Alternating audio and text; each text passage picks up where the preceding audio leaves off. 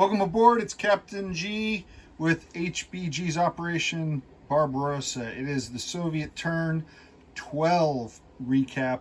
That is March and April of 1943. So we'll start down here in the south, or it's the far west. So a couple attack decisions that the Soviets made. We had 11 infantry here by themselves. Riga was a tempting target. Back here we had 14 infantry and the 2 guards armor. But what we decided to do was to hit this zone, Königsberg, in Poland, because I wanted to take out that SS Panzer, his elite tank, and his counterattack capability.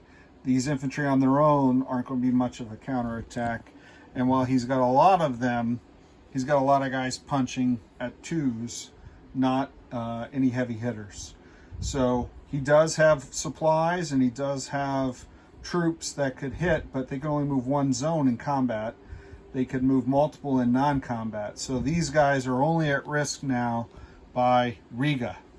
And then to widen the path for supplies, we just walked into Ovinsk, and he had 1 infantry here in Gordna, and that's where our backup forces are. So he's going to have to decide if he's going to try to block Radom, he's going to go into Danzig, if he's going to jump on his trains and go to the Caucasus and not even worry about what happens here with the Soviets. So that's the west. We are pushing forward, trying to disrupt the supplies and cut off the German forces up here in Leningrad from getting more reinforcements. In the meantime, we did our normal 11 artillery strike, but his meat shields, partly because of the cutoff in supplies, the meat shields ran out here for the 2nd Panzer. We got 4 hits. He had 3 infantry. So I'm pleased to report, Comrade Stalin, that we had 1 hit strike steel. I haven't been able to connect with him to find out what kind of steel that was. Was it artillery, mech, or armor? But something metal went boom. All right, so now let's jump to the Caucasus, because all of that is window dressing unless the Soviets pull off some sort of miracle on the Don. So the first thing we did, we sent our infantry force here down. And then from Stalingrad, we had 2 guards rifles who are essentially mechs. We had mechs and artillery that we pulled down. You don't see any artillery because he wiped them out. So we did take the zone. He had about 5 infantry and 1 fighter left before he retreated. He did not stay and fight to the end, which could upset his leadership, but they opted to retreat. I put them here. I got to find out, he could have retreated into Elista as well, or across this river. He can't retreat across a damaged, destroyed bridge, but he can here, so he could be in either of these zones instead. But what we do from here is we block his rail. This bridge is destroyed. All he has to do is pay to repair it, and it's there. But he's not bringing up any reinforcements or any combat strength or any supplies through the Rostov. And if we go further in, now I wasn't going to be able to get down here from Stalingrad, but I was able to go 1, 2, and with 1 guard's armor, 2 guards rifles, these are the elite mechs for the Soviets, towing some artillery, took out I think they were Spanish infantry. He had 4 Spanish infantry and a fighter. The fighter retreated because I had no air, so he could just escape on its own after the battle. So we took this zone and then we reinforced it, sending in a total of 4 trucks with supplies, infantry, anti-air. We brought in by train more supplies and another guard's tank. So in theory, depending on what happens in Baku, we could go through Grozny and into Baku if we had to. not going to have much left by the time we get there, but we're better than we were a moment ago. At least last turn, as far as position to reinforce Baku.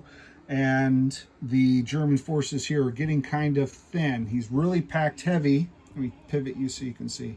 He's packed heavy here to take Baku. And I don't think I have enough there that'll hold out and get a lot of good hits on him. Nothing with target select. But he's got 1 infantry here. He's got 1 infantry here. He's got 1 infantry here. Any strength to back up these guys are on the other side of the Don. Probably on the other side of the Polish-Russian border. But I think it's a little too late. I think these guys are going to make it into Baku. Best I could hope is to cut off his supplies, but I only get 1 turn to retake Baku. And if I don't do that, then it's a victory for Germany. All right. The only thing I'll say is for reinforcements, we spent all 40 of our Siberian reinforcement points on 4 tactical bombers. They're 10 each. Tanks or anything else, we're not going to get down here in time to make a difference. So at least from here, they could fly down and be part of that battle. So that was the decision-making process there. I still have the 5 that participated in the battle where we took down here in the Caucasus, and surprisingly we avoided his 1 fighter. He had air superiority, he had that fighter, and he kept, it was fighters are a 6 or less, and he kept rolling high numbers. So I really lucked out that I still have this air strength. I brought over 1 of the fighters from Moscow, and because of the damage, I bought just a handful of infantry that could fit on a train, and I parked another train here with the supplies that came across from Siberia.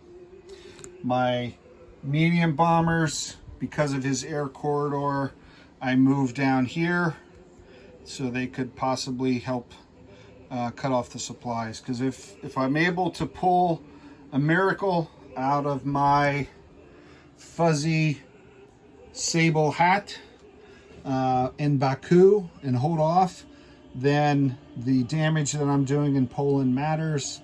If I'm not, then nothing I do in Poland matters. So next up is Flak 88 with Germany turn 12, and we'll see what he does out here in the west around Leningrad, and most importantly in the Caucasus. For my partner Flak 88, this is Captain G, over and out.